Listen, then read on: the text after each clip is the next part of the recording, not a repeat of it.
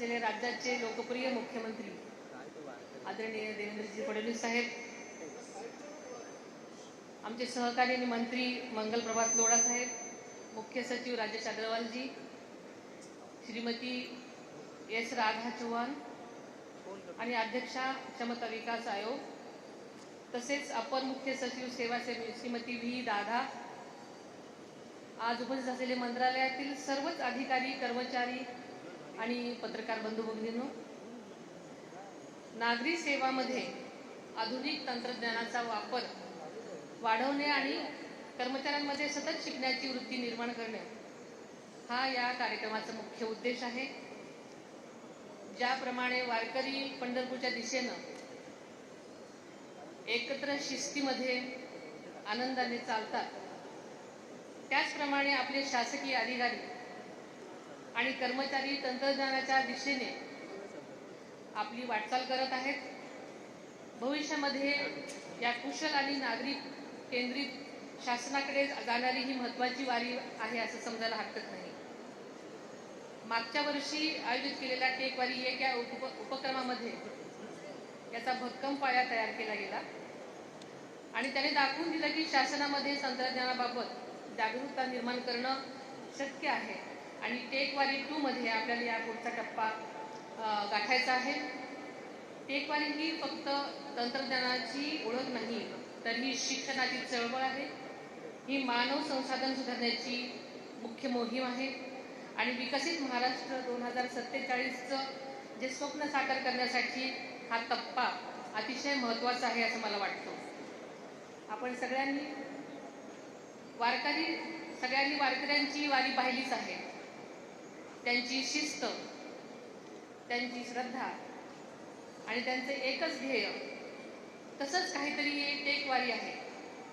आपण सगळे मिळून आता तंत्रज्ञानाच्या दिशेनं अतिशय वेगानं चाललेलो आहोत आणि भविष्यातील सक्षम आणि सुकेंद्रित नागरिक घडवण्यासाठी ही टेक्नॉलॉजीची ओळख नाही, तर ती एक शिकण्याची चळवळ आहे, स्वतःला घडवण्याची संधी आहे.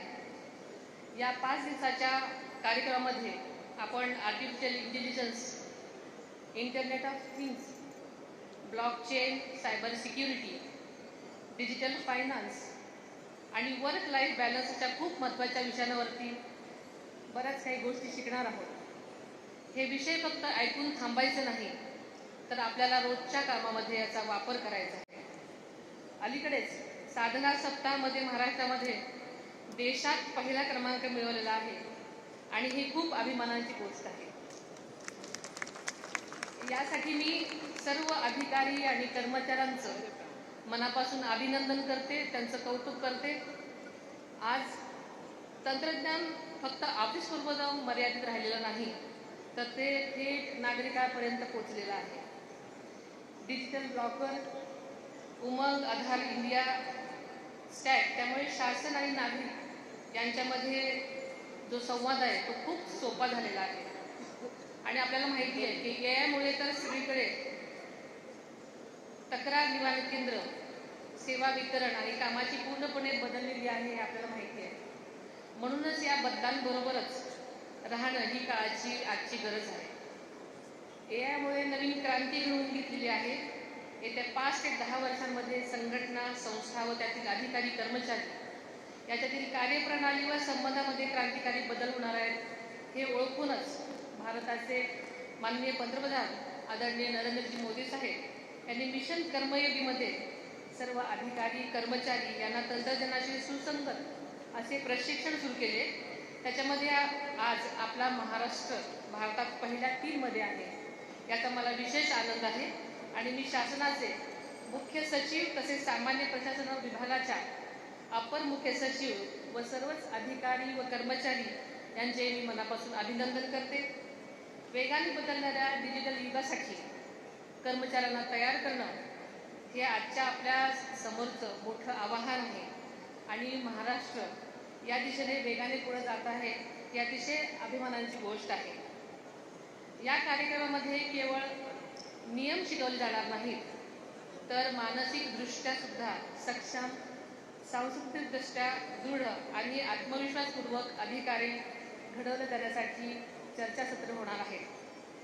तंत्रज्ञान आणि संस्कृती या एकाच नाण्याच्या दोन बाजू आहेत आणि या दोन्ही गोष्टी पुढे नेत असतानाच आपल्याने आपल्या कुटुंबियांचे आरोग्य चांगले राहण्यासाठी इथे अनेक योगासारखे कार्यक्रम सुद्धा घेतले जाणार आहेत आणि अतिशय उल्लेखनीय गोष्ट आहे. मला या कार्यक्रमाचं एक भाग होता आलं त्याबद्दल अतिशय समाधान आहे आणि आता मी इथेच थांबते. धन्यवाद. जय हिंद, जय महाराष्ट्र. धन्यवाद माननीय महोदया. माननीय उपमुख्यमंत्री महोदयांनी जसं स्पष्ट केलं की खरंच ही एक सामूहिक चळवळ सुरू आहे प्रशिक्षणाची आणि त्यातूनच देशात महाराष्ट्र राज्य अव्वल ठरलेलं आहे महासाधना सप्ताह.